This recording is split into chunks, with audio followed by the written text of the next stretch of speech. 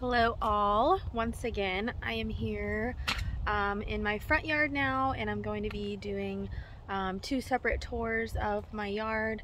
The first one I'm going to make really short so you can see the plantings that I have by my mailbox and under my tree, you know, in this area by the driveway, or the sidewalk in the driveway. And then the other video I will record the rest of the front yard, and that will conclude the February edition of my garden tours.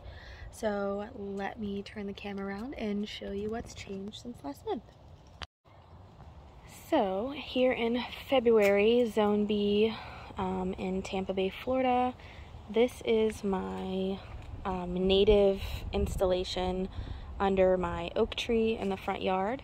I've been using the leaves from the year falling as mulch, and it's working great because most of these plants grow in that type of situation. I somehow have a goldenrod blooming right now, which is not normal, but I'll take it because it's pretty. Let me back up here some so you can kind of see. So in this bed, like I said, I have goldenrod. I've cut all the old goldenrod back. It was all dying back and going to seed, so I've used all that seed where I can. The rest, it just got blown away in the wind naturally. You'll see some native porterweed. It's starting to get green again. I cut that back from the cold. It's this time of year that the lyre-leaf sage is in bloom. So if you notice across the on the side of the highways, kind of in the shadier areas, this that little blue flower, it's either blue mist flower, or it will be or blue-eyed grass, or it will end up being this lyre-leaf sage that you're seeing. So I have dwarf fakahatchee grass, the lyre-leaf sage, goldenrod. I have two native coffee plants, more goldenrod growing down there. And this is kind of where I'm just going to let whatever grows, it will just grow wherever it wants, because this is completely by the street. You know, I want it to look nice, but I also want it to be very low maintenance. Let's see, this is my Carolina jasmine, which for some reason didn't bloom this year, but it is its first year in the ground. My goal was to have something blooming every month of the year, or every season of the year in this bed, and normally this would be blooming now and be pretty and yellow, but that's okay because it will end up blooming next year, I'm sure, or maybe later this year. But I do have other things blooming in here, so far so good. More lyre-leaf sage. It's actually spread all on its own already. We have some more dwarf fakahatchee in 3 little clumps right there. Some limestone rock. I just added some natural elements, you know. This goldenrod that's about to bloom also, which is very odd. And then there is a very sad representation of a beautyberry bush. If this one grows here, I'll end up just maintaining it smaller and not letting it grow too huge. There's some coneflower here. That one hasn't bloomed yet. Some more coneflower. This is big, pretty pink purple blooms. All this is goldenrod. That is goldenrod. This is corky stem passion vine. And then this lyre-leaf sage. And finally, this coneflower.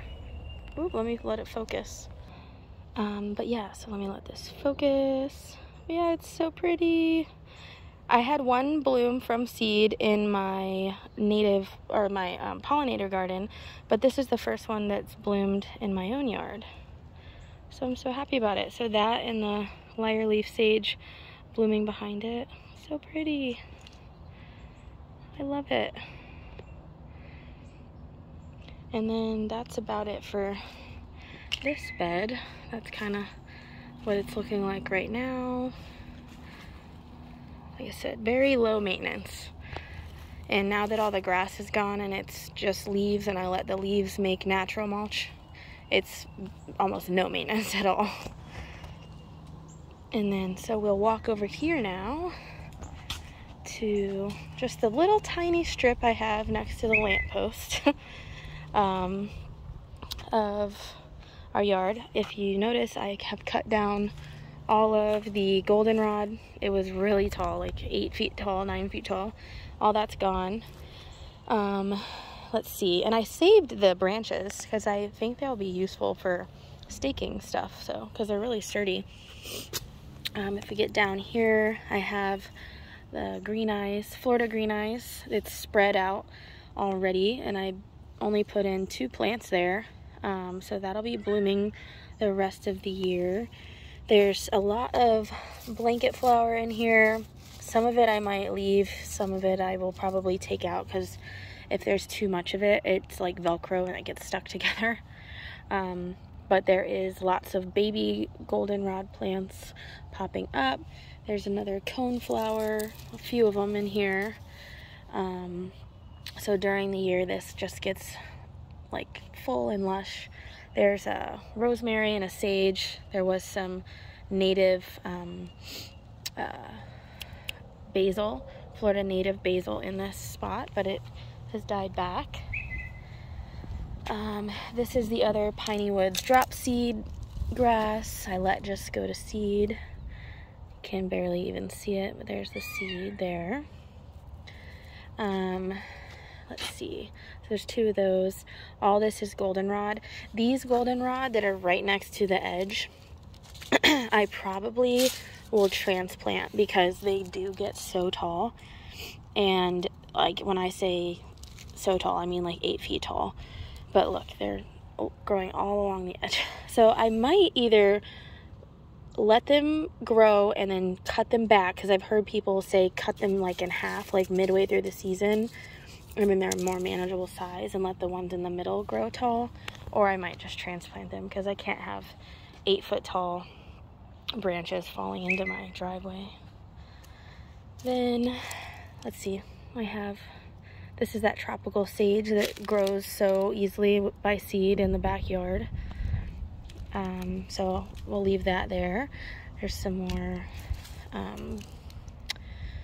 coneflower, and then here's my wildlife habitat sign and some some corky stem passion vine. So there's not much of a trellis in this area, but I thought it would be a good as a ground cover in this area. And then another big limestone rock, and then the lamppost.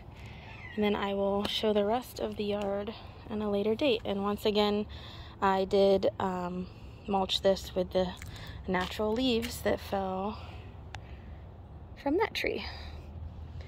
So that is about it for this, what I call the hellscape, or just the grassy, you see, the grassy area between the road and the sidewalk, except I just made it a nice native plant installation.